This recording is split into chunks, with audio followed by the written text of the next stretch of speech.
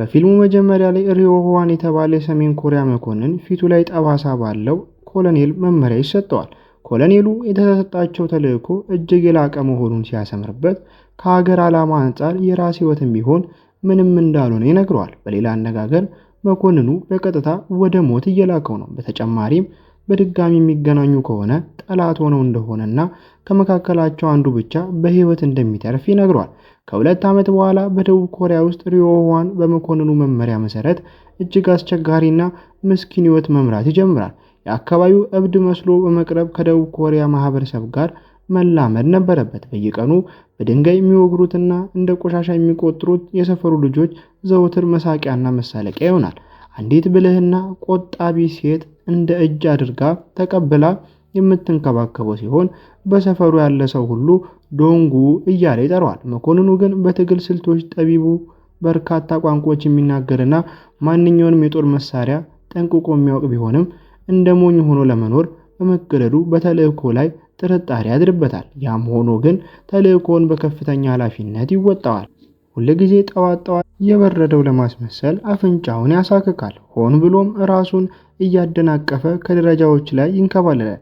በዚህችው ሴትዮ ሱቅ ውስጥ የሚሰራ ሲሆን ልጆቹ እርሱ እንደማያስበው ዘወትር የቋሊማ መክሰስ ይዘርቁበታል። ነገር ግን ዶንጉ ሁሉንም ያስተውላል። የተሰረቁትን ምግቦች በሙሉ ይመዘግባል። አንዲት የአካባቢው የምሽት ክበብ ሴትም ዘወትር ወደ ሱቁ ትመጣለች። እርሷ ውበትና የተገለጠው ደረቷ ትኩረቱን ስለሚሰርቀው ስሜቱን ለመቆጣጠር በእጅጉ ይታገላል። በውስጡም ተረጋጋ አቲ፣ ይሄ ለህፃናት ማሳደጊያ የሚሆን ተራ የሰውነት ክፍል ብቻ ነው ይላል። ሲጋራ ስትጠይቀው ግን እንዲህ ለብሰሽ ብትመጪ በሪፐብሊኩ ሰሜን ኮሪያ ውስጥ ትገደያለሽ ብሎ በውስጡ ይቆጣል። ለሚሰራው ስራ ጥቂት ደሞዝ የሚያገኝ ሲሆን እሷንም በቹፓ ቹፕስ ማከማቻ ቆርቆሮ ውስጥ ያስቀምጣታል። በተልዕኮ ወቅት 200,000 ዎን ማጠራቀም በመቻሉ እጅግ ይደሰታል። ምናልባትም ወደ ሰሜን ኮሪያ ሲመለስ ሚሊዮነር ሆኖ አፓርታማ ሊገዛበት አልሟል። ለግንዛቤ ያህል ይህ ገንዘብ ከ$140 ጋር እኩል ነው። ዶንጉ በአካባቢው ነዋሪዎች ዘንድ ምንም ጉዳት የሌለው የዋህ ተደርጎ ይታወቃል። ሆኖም ግን በሰፈሩ ያሉትን ነዋሪዎች በሙሉ አመልና ባህሪ በሚገባ ማጥናት ችሏል። በተለይም ለእርሱ ደግ የሆነችውንና የምትራራለትን ዮራን የተባለች ሴት ልጅ በልዩ ሁኔታ ይወዳታል። ዮራን በደካማ ኩባንያ ውስጥ የምትሰራ ባለ 22 ዓመት የሂሳብ ሰራተኛ ናት። ዮራን በየቀኑ ውብ እየሆነች የመጣች ሲሆን የእሷ ታናሽ ወንድም የሆነው የሁለተኛ ደረጃ ትምህርት ቤት ተማሪ ግን እንደ ዶንጉ ያለ ሞኝ እህቱን እንዳይመኝ ለማድረግ ዘወትር ያሾፍበታል። ነገር ግን በዚያ ሰፈር ውስጥ የዶንጉ እውነተኛ ማንነት የሚያውቅ አንድ ሌላ ገጸ ባህሪ አለ። እዚህ ካረፍክ ምን ያህል ጊዜ ሆነ ብሎ ሲጠይቀው 736 ቀናት ይላል። ይህ የምግብ አቅራቢ ዴሊቨሪ ወጣት በእውነቱ እርሱም የሰሜን ኮሪያ ሰላይ ነው። ነገር ግን በጠላት መሬት ላይ ለረጅም ጊዜ በመቆየቱ እውነተኛ ማንነቱን መርሳት የጀመረ ሲሆን ለሀገሩ ጠቃሚ ነገር እያደረገ ስለመሆኑም ይጠራጠራል። ሆኖም ዶንጉ ይህን ወፍራም ሰው ለሀገሩ ያለበትን ግዴታ በማስታወስ ሀገሩን የመክዳት ሐሳብ እንኳን እንዳይመጣ ያስጠነቅቋል። ጓድ፣ ያ የአመፅ ሐሳብ ነው። የታላቋን ሀገር ተልዕኮች በራስ ሚዛን ልትለካ አትችልም ይለዋል። ምሽት ላይ የሞኝነቱን ገጽታ ይበልጥ ለማጠናከር ዶንጉ በአደባባይ መጸዳዳት የሚል ተልዕኮ ይጀምራል። ልክ እንደ ውሻ በሰፈሩ መካከል በሰዎች ፊት መጸዳዳት ይጀምራል። ነገር ግን ካለፉት መንገዶች መካከል የሚወዳት ልጅ ዮራን ትኖርበታለች ብሎ በጭራሽ አልጠበቀም ነበር። ይህ ሁኔታ ወጣቱን ሙሉ በሙሉ ክፉኛ ያሳፍሯል። በማግስቱ ሁልጊዜ ለእርሱ ደግ የነበረችው ዮራን እርሱን ማየት አቁማ ተሸሸዋለች። ታናሽ ወንድሟም አንተ ቆሻሻ ባለጌ፣ መንገድ ላይ ምንም እያደረግክ ነበረ ይለዋል። እህቴን እንዳታይ አልነገርኩም እያለ ይጮህበታል። ዶንጉም በውስጡ ገባኝ፣ ስትጨርስ ሂድ፣ ለብቻዬ የምሆንበት ጊዜ ያስፈልገኛል ይላል። በዚህ መሃል እሱን ያሳደገችው ሴት ልጅ የሆነው ጆዱ ኦክ ወደ እርሱ ይቀርባል። ጆዱ ኦክ ዶንጉን እንደ እውነተኛ ወንድሙ አድርጎ ነው የሚያየው። ማንም ሰው እንዲያናድደውና እንዳይጠይቀው ዶንጉን እንዴት መዋጋት እንዳለበት ለማስተማር ይሞክራል። ዶንጉ ግን በህልሙ ግሩም ጡጫ ሰንዝሮ ወደ ሰማይ እንደሰደደው ያስባል። ነገር ግን ይህ የራሱ የዶንጉ ምናባዊ ህልም ብቻ ነበር። በእውነቱ ግን አሁንም እንደ ሞኝ መመሰሉን ይቀጥላል። በመቀጠልም የምግብ አቅራቢ ወጣት የ11 ዓመት ሙሉ ያላየትን የእናቱን ፎቶ የያዘ ኤንቭሎፕ ይሰጧል። እናቱ ዶንጉ ከሰሜን ኮሪያ ጋር ያለው ብቸኛ ትስስርና ከየት እንደመጣ እንዳይረሳ የሚያደርገው ስሜት መብራት ናት። ከዚህም በላይ ዶንጉ አንድ ቀን ያደረሰችውን በሚል ተስፋ እነ እናቱ ዘወትር ደብዳቤ ይጽፍላታል። አንድ ቀን ዶንጉ ከወንድሙ ጋር ሆኖ ለደንበኛ ዕቃ ሲደርስ ባልተለመደ ሁኔታ የአጥፊ ምልክቶችን ያስተውላል። አንድ ነገር እንዳልተስተካከለ በመጠራጠር እዚህ ሰፈር ውስጥ ሌላ ሰላይ እንደሰፈረና ያ ሰላይ ጠላት ወይስ ወዳጅ መሆኑን ማወቅ እንዳለበት ይደመድማል። በምሽት የአካል ብቃት እንቅስቃሴ ወቅት ፀጉሩን ተቀብቶ ልክ እንደ ኬፖፕ ኮከብ የሚመስለው ሰላይ ወደ ዶንጉ ይቀርባል። መካከላቸው የጓደኝነት ግብ የሚመስል ፍልሚያ ይደረጋል። ከዚህም በሰሜን ኮሪያ የሰልጣኞች ካምፕ ውስጥ ያሳለፉትን የጉርምስና ጊዜ ያስታውሳሉ። ሁለቱም ዘወትር የሚፎካከሩ የቡድኑ መሪዎች ነበሩ። ችሎታ በጭራሽ አልጠፋም ይሏል። የዚህ ጓደኛው መምጣት ለዶንጉ ብዙ ጥያቄዎችን ይፈጥርበታል። ለምን ሌላ የደህንነት መኮንን ወደዚህ ሰፈር መላክ አስፈለገ? ያ የብርቱካናማ ጠጉር ባለቤት ወጣት ዶንጉን ለመቆጣጠርና አሁንም ለሀገሩ ታማኝ መሆኑን ለማረጋገጥ እንደተላከ ይነግረዋል። ነገር ግን ዶንጉ አያምነውም። ስለዚህ ጠዋት ላይ ጓደኛውን በምስጢር መከታተል ይጀምራል። የኛ ሰው ክትትሉን በተሳካ ሁኔታ ያከናውናል። ጓደኛው ለአካባቢው የሮክ ሙዚቃ ባንድ ለመመረጥ ኦዲሽን ሲሞክር ይመለከቷል። ሆኖም የእርሱ የሰሜን ኮሪያ ጊታር መጫወት ችሎታ ከመጀመሪያ ክፍል ልጆች ጋር ለመወዳደር ብቻ የሚበቃ ነበር። ከሌሎች ተወዳዳሪዎች አንጻር ሲታይ በአጭሩ ለመግለጽ ጨርሶ የማይመጥን ሆኖ ይታያል። የደቡብ ኮሪያ ልጆች እንዲህ መዘመር ይችላል ብዬ አልጠበቅኩም ነበር ይለዋል። በአንዱ መረጣ በኋላ ከዶንጉ ጋር ባደረገው ውይይት የብርቱካናማ ፀጉሩ ባለቤት የእርሱ ተልዕኮ የሮክ ኮከብ መስሎ ከህዝቡ ጋር መላመድ ብቻ እንደሆነ ይነግሯል። ዶንጉ ግን ግራ ይገባዋል። እሱ እንደዚህ ያለ ክብር ያለው ተልዕኮ ሲሰጠው ለእኔ ግን ለምን የሁሉም መረገጫ የሆነውን የሞኝ ገጸ ባህሪ ሰጡኝ ብሎ ይጠይቃል። ምሽት ላይ ዶንጉ በሩ በኃይል ሲንኳኳ ከእንቅልፉ ይነቃል። ዘውትር የሚያንገላታው አንደኛው ልጅ ነበር። ልጁ እያለቀሰ የጠፋውን ታናሽ ወንድሙ እንዲፈልግለት ዶንጉን ይለምነዋል። መላው ሰፈር ቀድሞውኑ የጠፋውን ሕፃን በመፈለግ ላይ ነበር። ዶንጉ የሰላይነት ችሎታውን በመጠቀም በፍጥነት ምንጮችን ማግኘት ይጀምራል። የልጁን ሽንት ልክ እንደ ዴትሮይት ጨዋታ ኮርነር በመታነን ሕፃኑ የስኳር ህመም እንዳለበትና ምንም የትግል ምልክት እንደሌለ ያረጋግጣል። የልጁን ድምፅ ሲሰማ በቤቶች ጣሪያ ላይ እንደ ኒንጃ እየዘለለ ይሄዳል። ከዚያም ራሱን ለመደበቅ እንዲረዳው ከታጠበ ልብስ መስመር ላይ ያገኘውን ልብስ ይጠልቅላል።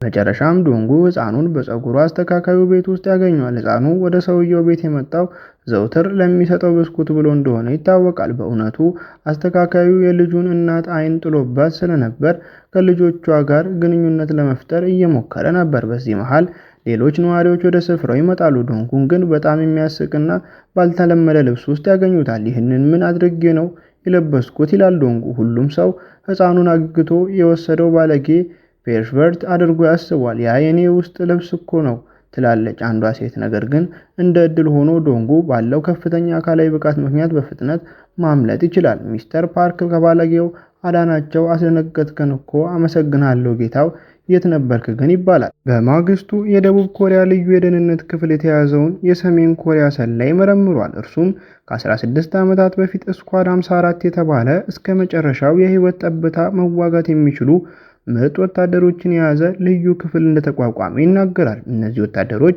ወደ ደቡብ ኮሪያ ሰርገው እንዲገቡ ከተመረጡ በ10 ሺዎች ከሚቆጠሩ ወታደሮች መካከል የተውጣጡ ናቸው። እነዚህ ድብቅ ወኪሎች ከሀገራቸው የሚሰጣቸውን ማንኛውንም ትዕዛዝ በማንኛውም ሰዓት ለመፈጸም ዝግጁ ናቸው። ከዚያም የምግብ አቅራቢ ወደ ዶንጉ ይመጣል።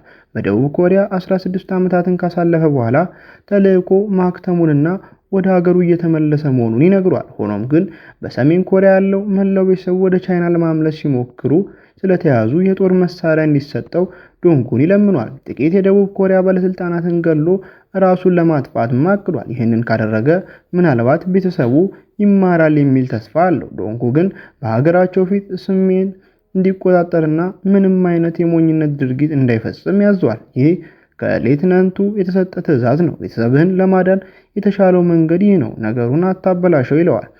ሽጉጥ ቢሰጠውም ሽጉጡ ጥይት አልባ ነበር። በመቀጠልም ወጣቱ ወፍራሙን ሰው እስከምትሞትበት ሰከንድ ድረስ ለሪፐብሊኩ ታማኝ ሁን፣ ለመዳንና ወደ ቤት ለመመለስ የተቻለን ጥረት አድርግ፣ ቤተሰብህን በህይወት ካሉ እንደገና ማግኘት የምትችለው በዚህ መንገድ ብቻ ነው፣ ምንም እንኳን ዳግም መገናኛችሁ በእስር ቤት ቢሆንም ብሎ ያሰናብቷል። ይህ በእንዲህ እንዳለ ስለ ስኳድ 54 መረጃ ለደቡብ ኮሪያ ደህንነት የሰጠውን የሰሜን ኮሪያ እስረኛ አንድ ማንነቱ ያልታወቀ ሰላይ ገድሏል። በዚህ ምክንያት የደቡብ ኮሪያ ባለስልጣናት ስኳድ 54ን የሚቋቋም ልዩ ክፍል ለማቋቋም ይወስናሉ። ምሽት ላይ ዶንጉ ወደ ሰሜን ኮሪያ በህይወት ላይ መለስ እንደሚችል በመናሰስ ለእናቱ ሌላ ደብዳቤ ይጽፋል። ደብዳቤውም ካልተላከላት ሌሎች በርካታ ደብዳቤዎች ክምር ላይ ጨምረዋል። በዚህ ጊዜ አንድ እንግዳ ሰው በጭንቅላቱ ላይ ሽጉጥ ይደቅንበታል። ዶንጉም ማንን እየቀደንክ እንደሆነ አውቀሃል ብሎ ይጠይቋል። ስለ ሰውየው ጦር ክፍል ቢጠይቀውም እንግዳ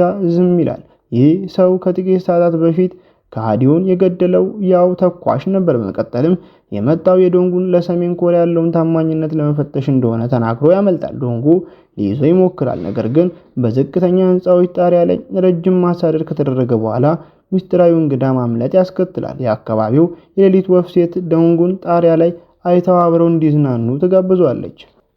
ዶንጉ ሰክራ ያለችውን ልጃገረድ በፈረስ ማዞሪያ ካሩሱል ላይ ያዝናናታል። ከዚያም በአይኖቿ እንባ እየፈሰሰ ስለ አስቸጋሪ ህይወቷ ትነግረዋለች። እውነተኛ ስሜ ሃራን ይባላል። ይህንን እድሜያችንን በፍጥነት እንክፈው ትላለች። በ18 ዓመቷ ወንድ ልጅ የወለደች ሲሆን ወላጆቿ ግን ልጁን በአሜሪካ ለጉዲፈቻ ሰጥተውታል። ልጇን በእጅጉ ትናፍቃለች። ዶንጉ የሰከረችውን ልጃገረድ ወደ ቤቷ ያደርሳታል። በመቀጠልም የሮክ ኮከብ በመሆን ለሚፈልገው ጓደኛው ስለ ሚስጥራዊ እንግዳ ይነግረዋል። ነገር ግን ያ ወጣት ስለ ጉዳዩ ብዙም አይጨነቅም። ወደ ቤት በሚመለስበት መንገድ ላይ ዶንጉ በዚያው እንግዳ እየተከተለው መሆኑን ያስተውላል። አሳዳጁን በብልሃት በመቅደም ዶንጉ ሳይገምተው ይይዘዋል። ይህ እንግዳ በእውነቱ የዶንጉ የቀድሞ የበታች ወታደር እንደነበር ታውቋል። ገና በልጅነቱ ቡድኑን የተቀላቀለ ሲሆን ሁልጊዜም አዛዡን ያደንቅ ነበር። አከብራለሁ ካፒቴንም ይለዋል። ስሙ ሃጂን ይባላል። ሆኖም ከእርሱ ጋር ለመነጋገር የተደረገው ሙከራ አልተሳካም። የተመደብከው እዚህ ነው ተብሎ የተነገረው ወጣት እንደገና ከዶንጉ ያመልጣል። እነዚህ ሁሉ ያልተጠበቁ ገጠመኞች ዶንጉን እረፍት ይነሱታል። ምክንያቱም ለብዙ ዓመታት ለመጀመሪያ ጊዜ ሁለት ሌሎች የሰሜን ኮሪያ ደህንነት መኮንኖችን አግኝቷል። በማግስቱ ጠዋት ዶንጉ እንደገና ሃጂንን ያገኘዋል። ወጣቱ ኮሪያ ውስጥ የሁለተኛ ደረጃ ትምህርት ቤት ተማሪ በመሆን በምስጢር እየሰራ ይገኛል። የእርሱ ተልዕኮ ከዩራን ወንድም ጋር የጓደኝነት ግንኙነት መፍጠር ነበር። እሱም ዶንጉ እህቱን እንዳያይ ዘውትር የሚያንገላታው ያው ልጅ ነው። ምሽቱ ላይ በትምህርት ቤቱ ልጅ ላይ አድብቶ የሚጠብቅበት ጊዜ ዶንጉ በደቡብ ኮሪያ ስላለው ዓላማ እንደገና ለማወቅ ይሞክራል። እርሱም በምግብ አቅራቢነት ተደብቆ የነበረውን ሲኦ ሳንጉኡን ያንን ወፍራሙን ሰው መተካት እንዳለበት ይናገራል። በዚህ መሃል የዩራን አሰሪ በእሷ ላይ የሚያደርገውን ግልጽ ትንኮሳና የቅርብ ግንኙነት ፍላጎት ይመለከታሉ። ዶንጉ የትምህርት ቤቱን ልጅ ጣልቃ እንዲገባ ቢጠይቀውም እርሱ ግን አሻፈረኝ ይላል። እንዲያውም ካፒቴን ለአካባቢው ነዋሪዎች ስሜት በማሳየቱ ይተቸዋል። ሂድና እርዳት፣ እኔን ማየት የለባትም ሲለው ለምን ያችን የደቡብ ኮሪያ ሴት እረዳታለሁ? ምናልባት ስለ እሷ ተጨንቀሃል ይሏል። ዶንጉም አይደለም፣ ለእሷ አይደለም፣ እሷ የዩጁን እህት ናት። እመኔታውን ለማግኘት የቤተሰቡን ልብ ማሸነፍ አለብህ ይለዋል። ያንን ትንኮሳ ያደረገውን ሰው አፍነው ወስደው ዶንጉ የጠፋውን ልጅ ሲፈልግ ባለጌ ተብሎ በተሳሳተበት ወቅት የለበሰውን ልብስ ያለብሱታል። ሰውየውን ዩራንን ማስጨነቅ ካልቀጠለ ፎቶዎቹን በኢንተርኔት ላይ እንደሚያሰራጩ በማስፈራራት ያቆሙታል። በማግስቱ ጠዋት ሶስቱ ምስጢራዊ ወኪሎች ዶንጉ በሚሰራበት ሱቅ ጣሪያ ላይ አስደሳች ጊዜ አሳልፋሉ። በድንገት እሱን ባሳደገችው ሴትዮና በአካባቢው ወሮበሎች ጋንግስተሮች መካከል ግጭት ሲፈጠር ያስተውላሉ። ሴትዮዋ ከሌሎች አቅራቢዎች ዕቃ የምትገዛ ከሆነ ሱቋ ትልቅ ችግር ውስጥ እንደሚወድቅ ያስፈራሯታል። ዶንጉ ዝም ብሎ ማየት ስለማይቻል የሞኝነቱን ገጽታ ሳይሰብር በግጭቱ ውስጥ ጣልቃ ይገባል። ጥቃቱን ወደ ራሱ ያዞረዋል። ወሮበላው ሴትዮዋን ሲገፋት ዶንጉ የዓመቱን አወዳደቅ እንዲቀልላት ያደርጋል። ወደ ፍልሚያው ለመግባት ቢዘጋጅም ሴትዮዋ ግን ታስቆመዋለች። ከችግር ውጣ፣ እጅህን አታንሳ ትለዋለች። እነዚህ ቃላት እረፍት ይነሱታል። እሱ ሞኝ መስሎ መኖሩን አስቀድማ ተረድታ ሊሆን እንደሚችል ይገነዘባል። ምሽት ላይ ልጇ ከስራ ይመለሳል። ወሮበሎቹን የመፈለግ ሐሳብ አለው። እርሱ የፖሊስ ተለማማጅ ኢንተርን ስለነበር ቁርጠኛ ነው።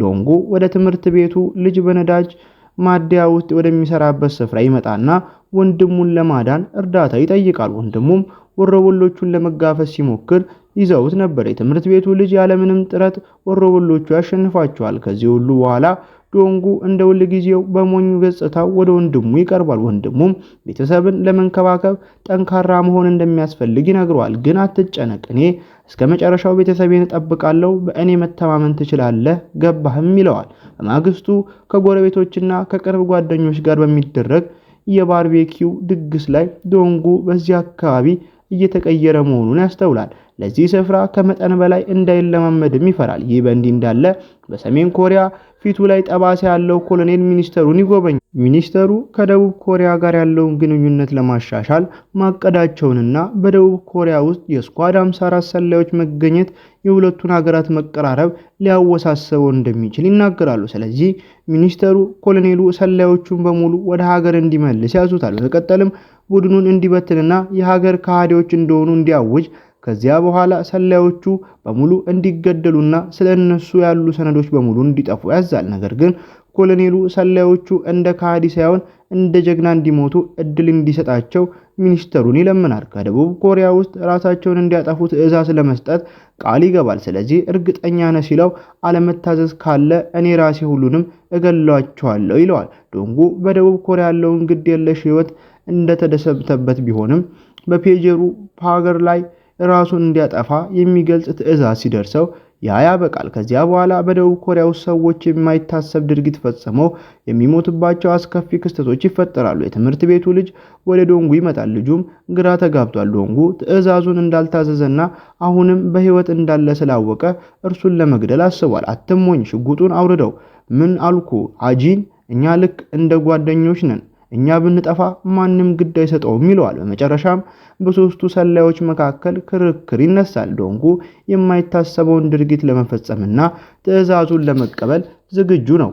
ነገር ግን ስራውን ከመስራቱ በፊት ሪፐብሊኩ እናቱን እንደሚንከባከብለት ማወቅ ይፈልጋል። ከአስተማሪው ጋር መማከርም ይፈልጋል።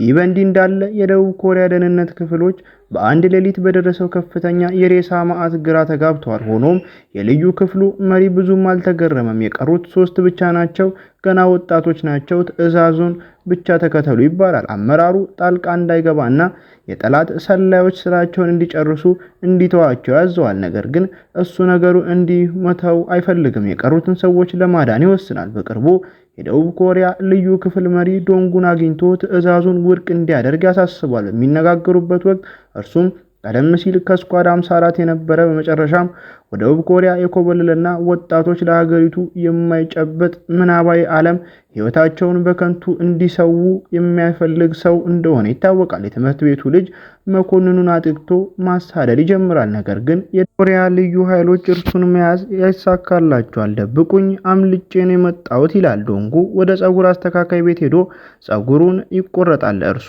ወደ በሆኑት ሰዎች ሁሉ ፊት በእውነተኛ ማንነቱ ይቀርባል። ባሳደጋቸው ሴትዮ ላይ የስንብት ሰላምታ ያቀርባል። ሊዮራን ለታናሽ ወንድሟም ጥበብ የተሞላበት የስንብት ቃል ይናገራሉ። በመቀጠልም ያከማቸውን ገንዘብ በሙሉ ለሌሊት ወፏ ሴት ይሰጣታል። በአሜሪካ የሚገኘውን የልጇን አድራሻ የያዘ ማስታወሻም ያበረክትላታል። ይህ ገንዘብ የጉዞ ትኬት ለመቁረጥና ለልጅሽ እንዲሁም ለራስሽ ጥቂት መሸፈኛ ይበቃሻል ይላታል። ከዚያም የልዩ ክፍሉን መኮንን በዱላ መጥቶ በመጣል የእርሱን የማይክሮፎን በመጠቀም ከዋናው አዛዥ ጋር ይገናኛል። አዛዡም ኮሎኔል የቀሩትን ሰላዮች ለመጨረስ ወደ ደቡብ ኮሪያ እንደመጣ ለዶንጉ ይነግረዋል። በሰውነታቸው ውስጥ የጂፒኤስ መከታተያ አለ ይለዋል። ዶንጉ የአካባቢውን ነዋሪዎች ለአደጋ እንዳያጋልጡ ወደ አንድ የተተወ ስፍራ እንዲሄዱ ለሮክ አቀንቃኙ ጓደኛው ሐሳብ ያቀርባል። በምርመራ ወቅት የትምህርት ቤቱ ልጅ የልዩ ክፍሉን መሪ አብሯቸው እንዲወስደው ይለምነዋል። አዛዡን ከሰሜን ነፍሰ ገዳዮች ለማዳን መርዳት ይፈልጋል። ለዚህም ሲል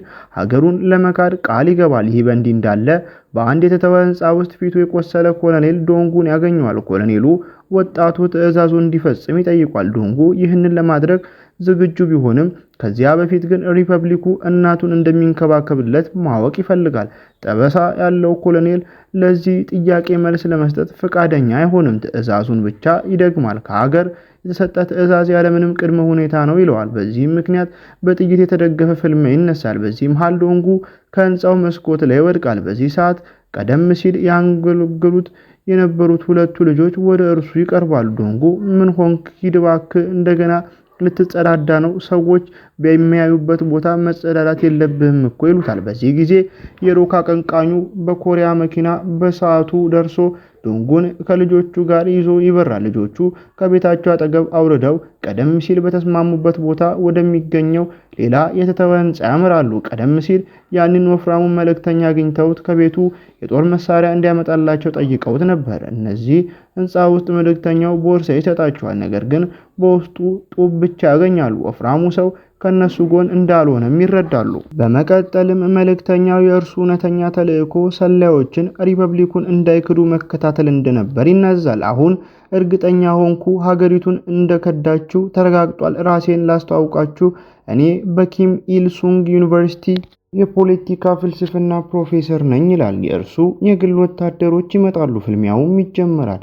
በጥብጠባው ወቅት ዶንጉ ከወፍራሙ ሰው እንደሚረዳው አንድ ሰው ሰላይ ተልእኮ ሲላክ ዘመዶቹ ወዲያውኑ ወደ እስር ቤቱ ይገባሉ። ዶንጉ ራሱን የመግደል ትዕዛዝ ስላልታዘዘ እናቱ ቀድሞውኑ ተገድላለች። በዚያ ሰዓት የቆሰለው ኮሎኔል ከረዳቱ ጋር ወደ ስፍራው ይደርሳል። የደቡብ ኮሪያ ልዩ ኃይሎችም ይመጣሉ። አብረዋቸው የወሰዱት የትምህርት ቤት ልጅ ከመኪናው አምልጦ ካፒቴኑን ለማዳን ሲል በርካታ የሰሜን ኮሪያ አላሚ ተኳሾች ስናይፐር ይመታል። አላሚዎቹ በሙሉ ተመቷል። በፍጥነት ሂድና ካፒቴን አድነው ይባላል። የሮክ አቀንቃኙ ዶንጉ ከቆሰለው ኮሎኔል ለማምለጥ ወደ ጣሪያ ይወጣል። ሆኖም ግን ከወታደሮቹ ጋር ይደርስባቸዋል። በጣሪያው ላይ ፍልሚያውም ይቀጥላል። የሮክ አቀንቃኙ ከኮሎኔል ወታደሮች ጋር ሲጋደል ዶንጉ ጠባሳ ካለው ወራዳ ኮሎኔል ጋር ፊት ለፊት ይጋጠማል። ሆኖም የቆሰለው ኮሎኔል በትግል ችሎታው ከበታቹ ይበልጣል። ወጣቱን ሊጨርሰው ሲል የደቡብ ኮሪያው ልዩ ኃይሎች ጣሪያው ላይ ይገለጣሉ። የልዩ ኃይል ልብስ የለበሰው የትምህርት ቤቱ ልጅ